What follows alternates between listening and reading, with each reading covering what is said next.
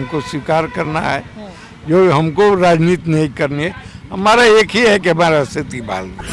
वो लोग राजनीति करने वाले हैं, आपस में क्या है क्या नहीं है, लेकिन दोनों आदमी हमको समर्थन कर रहे हैं, तो मैं दोनों को धन्यवाद दूंगा। तीसरे से मांग कर कर्जा लेकर आते हैं और हम लोगों को बहुत दुख की बात है। मर जाना ठीक है, जीना नहीं ठीक है। जो पूर्व में सेनावृत्ति तथा सेवानिवृत्त होने वाले दबदार चौकीदार को आश्रितों की बहाली स्वैच्छिक सेनावृत्ति के शेष बचे हुए आश्रितों को नियुक्ति कराने के लिए हमारे चिराग भाई फिर आज आश्वासन दिए हैं दिल्ली से ही, और उन्होंने बोला है कि मैं भाई कल आता हूं और आकर मुख्यमंत्री से बात करूंगा।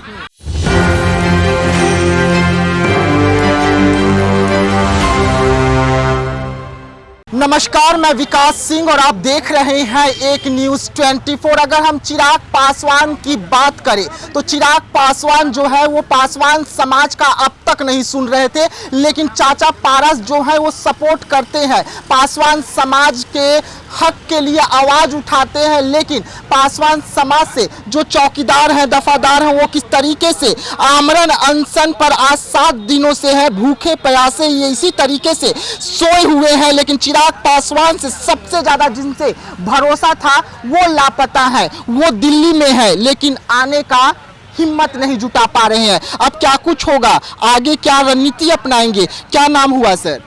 डॉक्टर संत सिंह, राष्ट्रीय महासचिव, अखिल भारतीय दफादार चौकीदार कोतवाल पंचायत। क्या मांगे को लेकर आप आज 7 दिन से इस तरीके से हैं, भूखे प्यासे?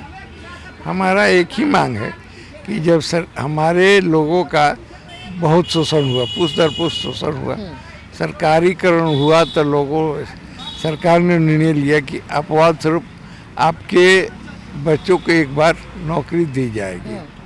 और पहले हुआ, बीच में बंद हो गया, फिर शुरू हुआ, अभी जो है उसको बंद कर दिया गया है।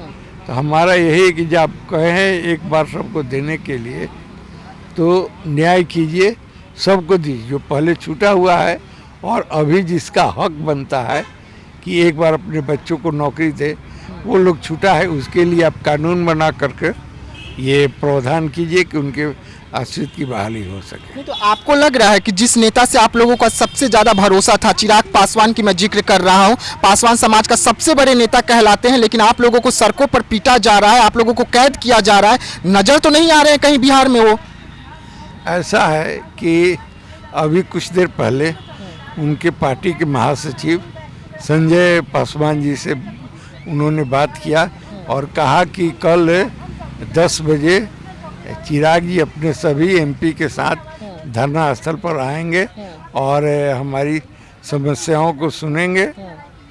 और उसके पहले अभी 1 घंटा पहले पशुपतिनाथ पारस जी से भी हमारी बात हुई, उन्होंने खुद फ़ोन किया था, कहा कि परसों रोज हम आ रहे हैं और हम आएंगे तो आपको ले करके मुख्यमंत्री के यहाँ चलेंगे, आपकी समस्याओं का समाधान होगा।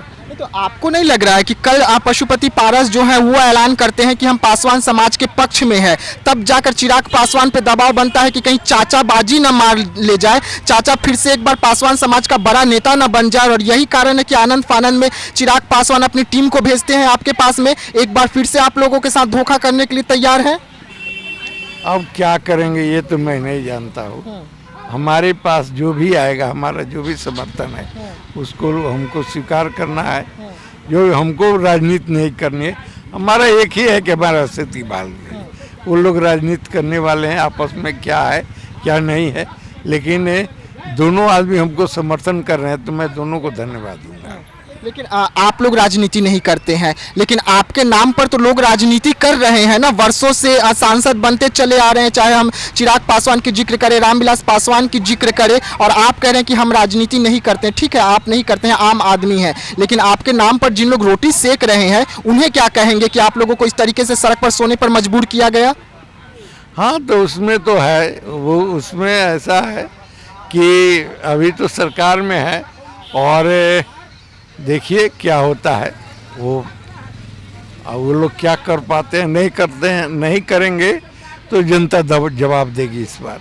ये हमारा मुद्दा ऐसा हो गया है कि ये हमारे समस्याओं का समाधान नहीं होगा, तो जागरूक हो गया है ये जनता का, पासवान समाज सबक सिखाएगा, जो हमारी मुद्दों को भटकाएगा और उसको सफल बनाने में सहयोग नहीं देगा। उसको ये पासवान समाज दूध की मक्खी की तरह निकाल कर फेंक देगा। देख सकते हैं कैमरा के माध्यम से एक लाइन से आपको 5 लोग जो है वो सोए हुए नजर आ रहे होंगे। ये तमाम वो लोग हैं जो अपने हक के लड़ाई के लिए आज 7 दिनों से इसी तरीके से सड़क किनारे सोए हुए हैं और चिराग पासवान एसी वाले रूम में सोए हुए हैं। लेकिन अपने ही समाज पर जब अत्याचार हो रहा है तो चिराग पासवान न बिहार में नजर आ रहे हैं, न सड़क पर नजर आ रहे हैं। अगर इस वक्त हम जिक्र करें पासवान समाज का सबसे बड़े नेता कहलाने के लिए तो बहुत सारे आपको बिहार में ऐसे नेता देखने को मिल जाएंगे जो पासवान समाज के नेता कहलाने के लिए सबसे आगे की कतार में नजर आएंगे। लेकिन जब इनका हक का सवाल आता है तो तमाम नेता जो है वो अपने घरों में नजर आते हैं। वैसे में चिराग पासवान ने इनको आश्वासन दिया है, एक बार फिर से आश्वासन मिला है कि कल आएंगे, सीएम साहब के पास ले जाएंगे। लेकिन क्या कुछ निकलेगा ये अभी इन्हें भी नहीं पता है। एक और व्यक्ति हैं, 7 दिनों से ये भी भूखे प्यासे इसी तरीके से अपने सांसद चिराग पासवान पर भरोसा करके, अपने नेता पर भरोसा करके सड़क पर सोए हुए हैं। हम इनसे बात करते हैं।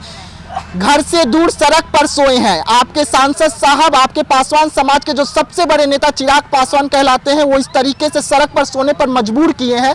पहले क्या कहेंगे आप उनको?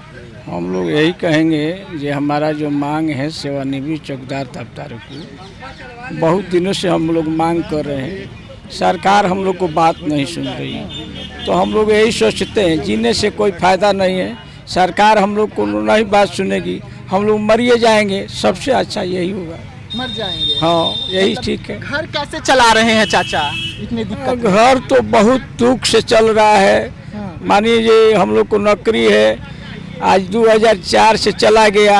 हम लोग 2004 से पटना में आते आते थक चुके हैं। अब सोच रहे हैं कि हम लोग गर्दनी बाग में मर जाएंगे, मिट जाएंगे, वही ठीक है।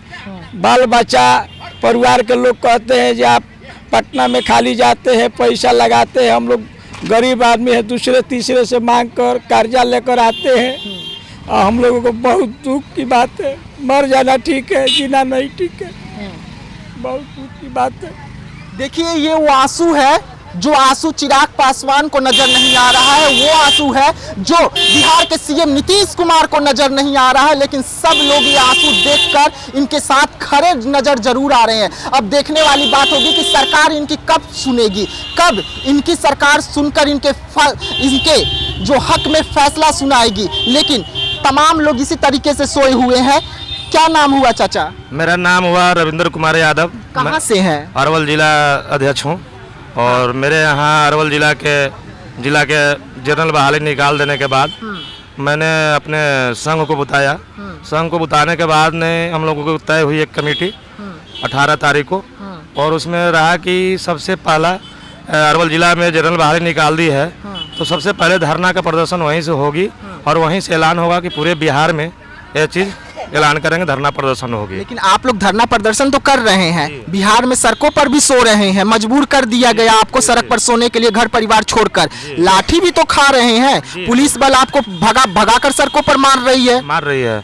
मगर हमारे बड़े भाई चिराग जो हैं, चिराग भाई पर आशा है कि जो मेरी जो काम है, जो पूर्व में सेनावृत्ति तथा सेवानिवृत्त होने वाले दबदार चौकीदार को आश्रितों की बहाली स्वैच्छिक सेनावृत्ति के शेष बचे हुए आश्रितों को नियुक्ति कराने के लिए हमारे चिराग भाई फिर आज आश्वासन दिए हैं दिल्ली से ही।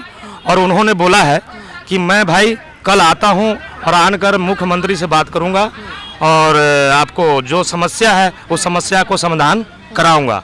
और इसमें बीच में देखिए हमारे बड़े भाई चिराग हैं, क्या करते हैं नहीं करते हैं कल की बात है। कल के दिए हैं आश्वासन, कल आएंगे। और इससे पहले 15 दिन पहले मुख्यमंत्री से बात हुई थी उनको इस मैटर पे, और फिर उन्होंने बोला है कि 15 दिन पहले बात किया है। कल उनकी संसद भवन से छुट्टी हो चुका है तो आज हो सकता है कि पटना आए और पटना आज आके न तो फिर हो सकता है कि सुबह आए और हम लोगों से भेंट करेंगे।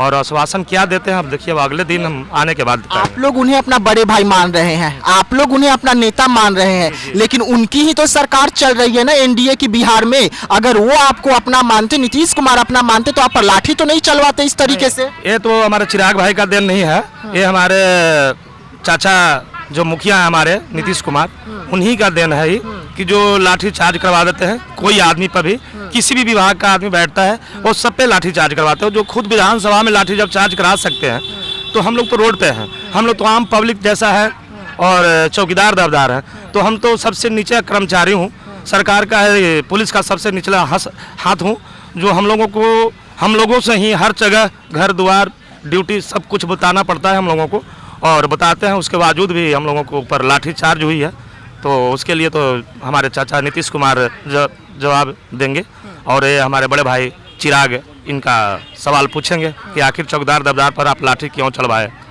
तो देखिए ये वो चौकीदार है। अगर हम इतिहास काल की बात करें तो इतिहास काल में भी राजा महाराजाओं के यहाँ चौकीदार पासवान समाज को ही बनाया जाता था। पासवान समाज ही, अगर रानियों को भी घर कहीं भेजा जाता था तो यही जो है अपने धनुष को पकड़कर या अपने भाला को पकड़ के उनके डोली के आगे रहते थे, कहार के आगे। लेकिन आज ये वही पासवान समाज है, सड़कों पर सोने के लिए मजबूर है। और ये सब कुछ जो है होता है बिहार में। बिहार के सड़कों पर इतिहास जो है इस तरीके से पड़ा हुआ है, और नीतीश कुमार जो है वो अपने घर में, अपने आलीशान महल में पड़े हुए हैं। चिराग पासवान की ओर से आश्वासन तो मिला है, लेकिन देखने वाली बात होगी कि वो आश्वासन कहां तक जाता है, इनके पक्ष में फैसला आता है या नहीं आता है। तो ऐसे तमाम खबरों के लिए आप बने रहिएगा एक न्यूज़ 24 के साथ। दीजिएगा इजाजत, धन्यवाद।